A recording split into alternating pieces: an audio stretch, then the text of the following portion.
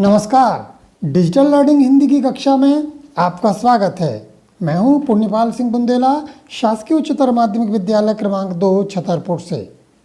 रटाती नहीं सिखाती है कक्षा, जीवन कौशल में दक्ष बनाती है कक्षा।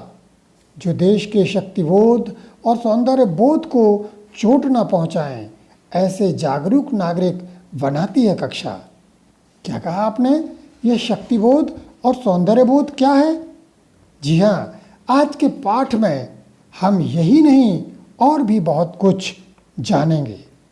आइए आज हम पढ़ते हैं 10वीं कक्षा का मैं और मेरा देश निबंध। यह निबंध देश की स्वाधीनता से पहले लिखा गया था। सबसे पहले इस पाठ का आदर्श वाचन, फिर आप अनुकरण वाचन करेंगे और तत्पश्चात कठिन अंशों को समझाया जाएगा। निबंध मैं और मेरा देश, लेखक कन्हैयालाल मिश्र प्रभाकर। मैं अपने देश में पला था, अपने पड़ोस में खेलकर पड़ोसियों की ममता दुलार पा बड़ा हुआ था। अपने नगर में घूम फिरकर वहाँ के विशाल समाज का संपर्क पा, वहाँ से संचित ज्ञान भंडार का उपयोग कर उसे अपनी सेवाओं का दान दे, उसकी सेवाओं का सहारा पाकर और इस तरह एक मनुष्य से भरा पूरा नगर बनकर मैं खड़ा हुआ था। मैं अपने नगर के लोगों का सम्मान करता था, वे भी मेरा सम्मान करते थे। मुझे बहुतों की अपने लिए ज़रूरत पड़ती थी, मैं भी बहुतों की ज़रूरत था, उनके लिए जवाब था। इस तरह मैं समझ रहा था कि मैं अपने में अब पूरा हो गया हूँ, पूरा फैल गया हूँ, पूरा मनुष्य हो गया हूँ। एक दिन आनंद की इस दीवार में दरार पड़ गई और तब मुझे सोचना पड़ा कि अपने घर, अपने पड़ोस, अपने नगर की सीमाओं में ममता, सहारा, ज्ञान और आनंद के उपहार पाकर भी मेरी स्थिति एकदम दीन है। दीन भी इतनी कि मेरा कहीं भी कोई भी अपमान कर सकता है, एक मामूली अपराधी की तरह, और मुझे यह भी अधिकार नहीं कि मैं उससे अपमान का बदला लेना तो दूर रहा, उसके लिए कहीं अपील या दया प्रार्थना कर सकूं।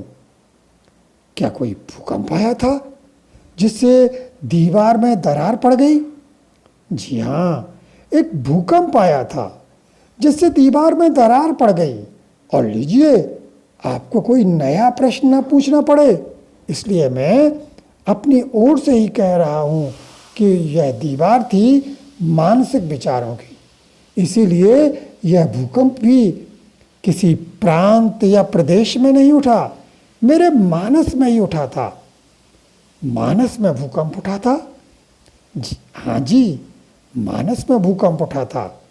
और भूकंप क्या, कोई धरती थोड़ी हिली थी, आकाश थोड़े ही कांपा था। एक तेजस्वी पुरुष का अनुभव ही भूकंप था जिसने मुझे हिला दिया। वे तेजस्वी पुरुष थे स्वर्गीय पंजाब केसरी लाला लाजपत राय। अपने महान राष्ट्र की पराधीनता के दीन दिनों में जिन लोगों ने अपने रक्त से गौरव के दीपक जलाए और जो घोर अंधकार और भयंकर बवंडरों के झकझोरों में जीवन भर खेल उन दीपकों को बुझने से बचाते रहे, उन्हीं में से एक थे लाला जी। उनकी कलम और वाणी में तेजस्विता की अद्भुत किरणें थीं। उनका वह अनुभव यह था। मैं अमेरिका गया, इंग्लैंड गया, फ्रांस गया और संसार के दूसरे देशों में भी घूमा, पर जहाँ भी मैं गया भारतवर्ष की गुलामी की लज्जा का कलंक मेरे माथे पर लगा रहा। क्या सचमुच यह अनुभव एक मानसिक भूकंप नहीं है, जो मनुष्य को झकझोर कर कहे कि किसी मनुष्य के पास संसार के ही नहीं, यदि स्वर्ग के भी सब उपहार और साधन हों, पर उसका देश गुलाम हो या किसी भी दूसरे रूप में हो, तो वे सारे उपहार और साधन उसे गौरव नहीं दे सकते। अब इतने अंश को समझ लेते हैं। आरंभ में लेखक समझता था कि वह पूर्ण है, क्योंकि अपने घर परिवार आस पड़ोस की मदद से वह बड़ा हो गया है, दूसरों की मदद करता है और दूसरे उसकी मदद करते हैं। एक दिन आनंद से लेकर प्रार्थना कर सकूं तक इस कठिन अंश को समझा देते हैं। लेखक बड़े होकर अपने आप को पूर्ण और आनंदमय समझते थे, किंतु एक दिन आनंद की उस दीवार में दरार पड़ गई। उनके उस सोच में, आनंद के उस सोच में, विचार में व्याघात पहुंचा, जो मुझे सोचना पड़ा कि अपने घर, अपने पड़ोस, अपने परिवार और की सीमाओं में ममता, सहारा, ज्ञान और आनंद के उपहार पाकर भी मेरी स्थिति एकदम दीन है। क्योंकि उन्हें पता चला कि पड़ोस और परिवार और आसपास के साथ जो इतना अच्छा नाता है और इतना प्रसन्नतापूर्ण वातावरण है, उस सब के बाद भी उनकी स्थिति बहुत ही दीन है, दयनीय है और हीन भी इतनी कि मेरा कहीं भी कोई भी अपमान कर सकता है। और यह हीनता क्यों थी? यह हीनता इस बात की थी क्योंकि उन्हें यह बताया गया कि आप भले ही अपने आप को बड़ा और प्रसन्न समझें, किंतु आपका देश गुलाम है और उस गुलामी देश में आपको इतना हीन और इतना दयनीय समझा जाता है कि आपका कहीं भी कोई भी अपमान कर सकता है, एक मामूली सी अपराधी की तरह। और वो कहते हैं कि मुझे ये पता चला कि मेरा अपमान, मेरा तिरस्कार एक साधारण अपराधी की तरह किया जा सकता है और मुझे यह भी अधिकार नहीं कि यदि किसी ने अपमान किया है, किसी ने मेरा तिरस्कार किया है, तो उसके अपमान का मैं बदला ले सकूं। क्योंकि गुलामी के उन दिनों में उन अंग्रेजों द्वारा अपमान या तिरस्कार किए जाने पर कोई भी भारतीय उनसे बदला नहीं ले सकता था।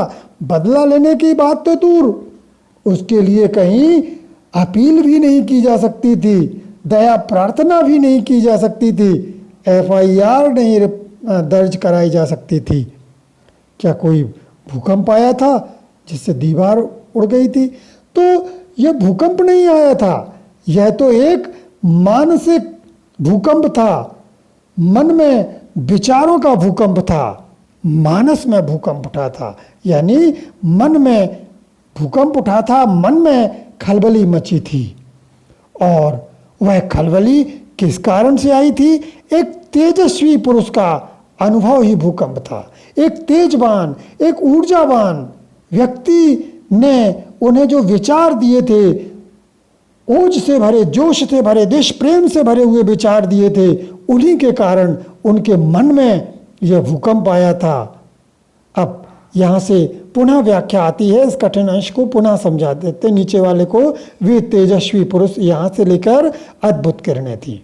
इसमें जो तेजस्वी पुरुष थे लाला लाजपत राय, उन्होंने जो क्रांतिकारी विचार दिए थे उस संदर्भ में इस बारे में बताया गया है। वे तेजस्वी पुरुष थे स्वर्गीय पंजाब केसरी लाला लाजपत राय। तो लेखक को क्रांतिकारी विचार देने वाले तेजवान पुरुष लाला लाजपत राय थे।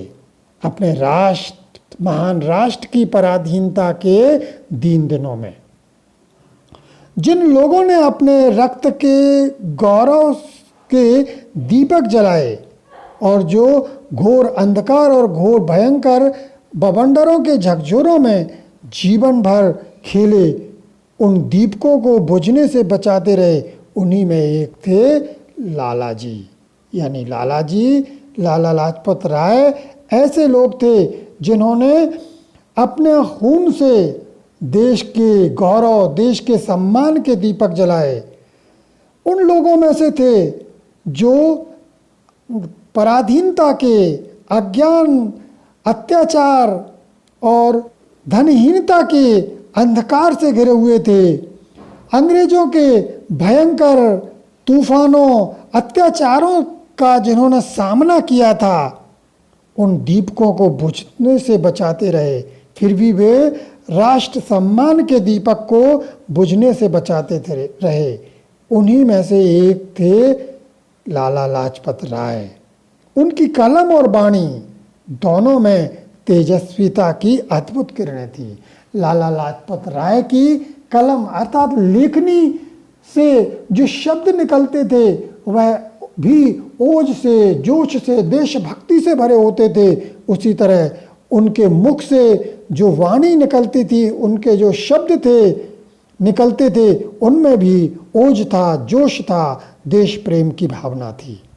अब लेखक आगे उन्हीं लाला लाजपत राय के अनुभवों को बताते हैं। उनका वह अनुभव था, मैं अमेरिका गया, इंग्लैंड गया, फ्रांस गया और संसार के दूसरे देशों में घूमा, पर जहाँ भी मैं गया भारतवर्ष की गुलामी की लज्जा का कलंक मेरे माथे पर लगा रहा।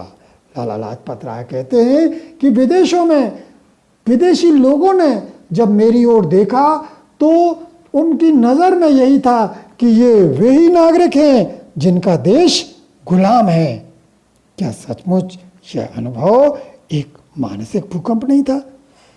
लाला लाजपत राय की जब यह बात लेखक को पता चली तो वो कहते हैं कि जब मुझे यह पता चला कि हमारा देश गुलाम है और हम मौज मस्ती से रहते हैं, तब मुझे लगा कि यह मन में एक तेज भूकंप था जो मनुष्य को झकझोर कर कहे कि किसी मनुष्य के पास संसार के ही नहीं, यदि स्वर्ग के भी सब उपहार और साधन हो, पर उसका देश गुलाम हो या किसी भी दूसरे रूप में हो, तो वे सारे उपहार और साधन उसे गौरव नहीं दे सकते।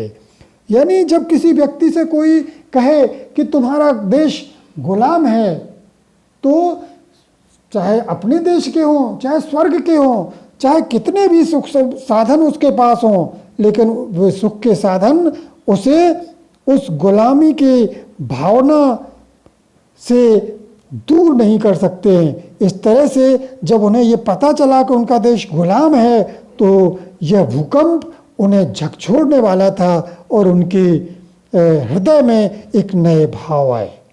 अब इससे आगे का पाठ पढ़ेंगे। लो, एक और बात बताता हूँ आपको। जीवन की दर्शन शास्त्रियों ने बहुमुखी बताया है, उसकी अनेक धाराएं हैं।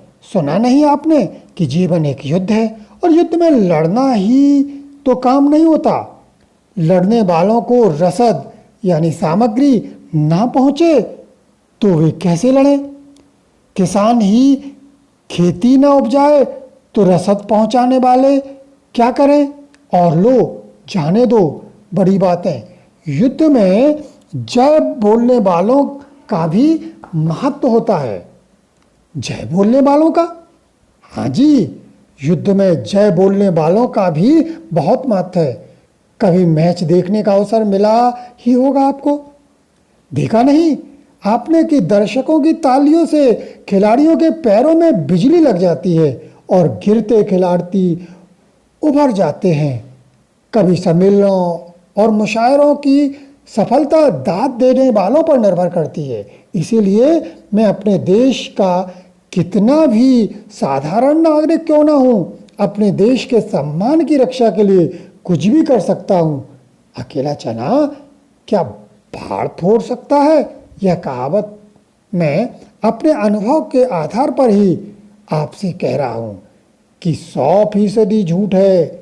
इतिहास साक्षी है, बहुत बार अकेले चने ने ही भाड़ फोड़ा है और ऐसा फोड़ा है कि भाड़ में खिलखिल ही नहीं हो गया, उसका निशान तक ऐसा छूमंतर हुआ कि कोई यह भी न जान पाया कि वह बेचारा आखिर था कहाँ।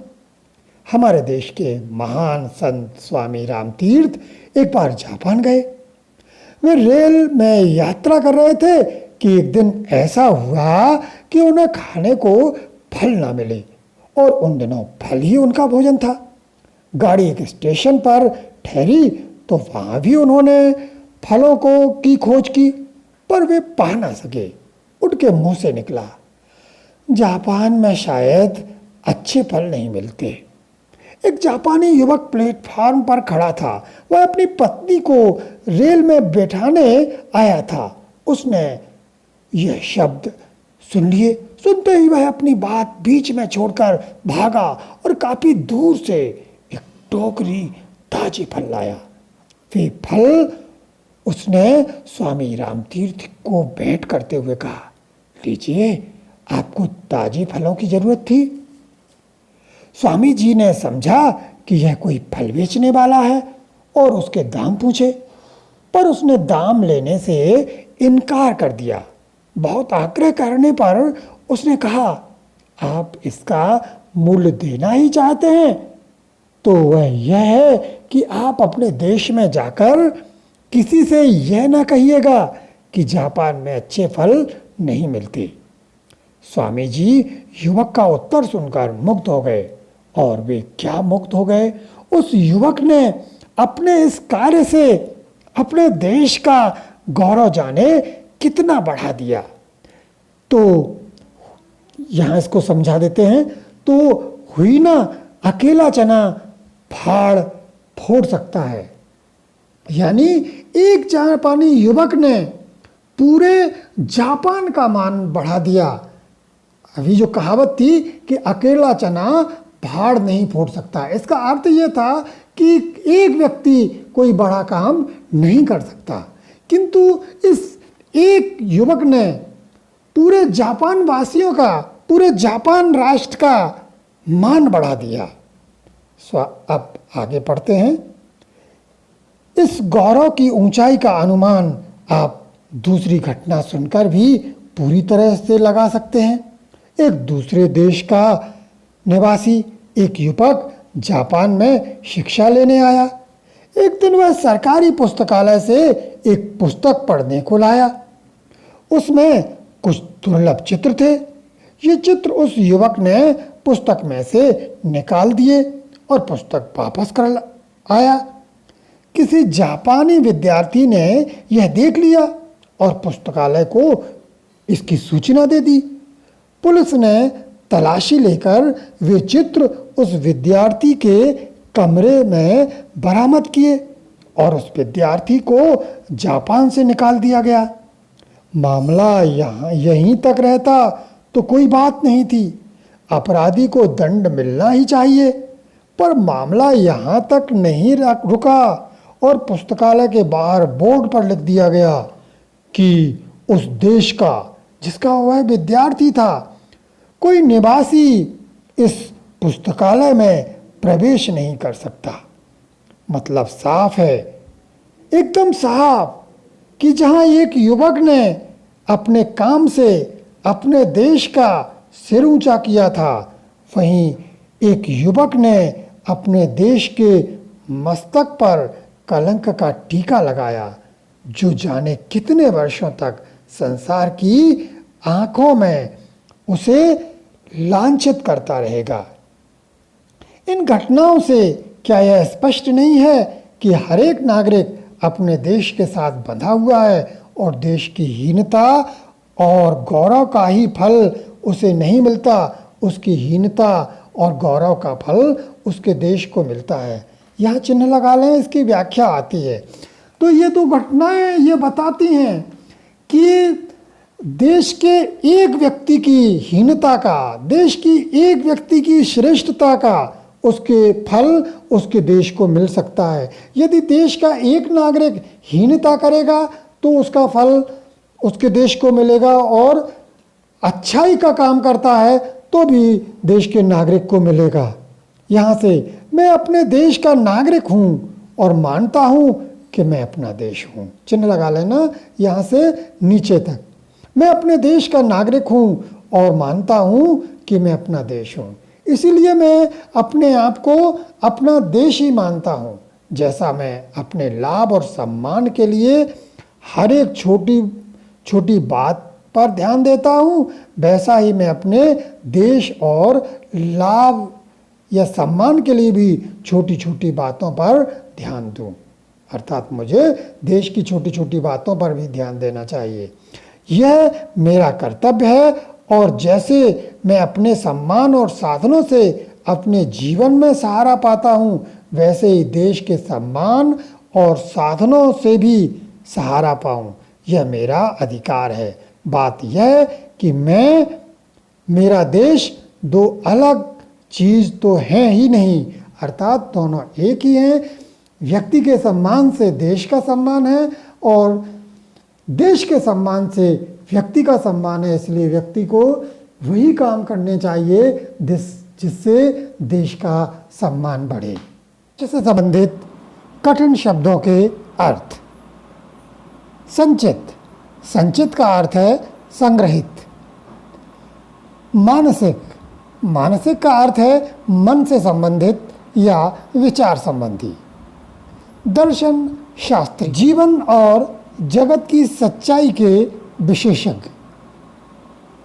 अब कुछ कठिन शब्दों को ले लेते हैं। आकाश, आप उच्चारण करिए, आकाश। राष्ट्र, राष्ट्र। तेजस्विता, तेजस्विता। निशान, निशान। दर्शन शास्त्रियों। तो ये थे कठिन शब्द। अब इस पाठ की पुनरावृत्ति प्रश्नों के माध्यम से करते हैं। प्रश्न बोलेंगे, आपको इसके जवाब स्वयं लिखने हैं। पहला प्रश्न, पंजाब केसरी के नाम से कौन जाना जाता है?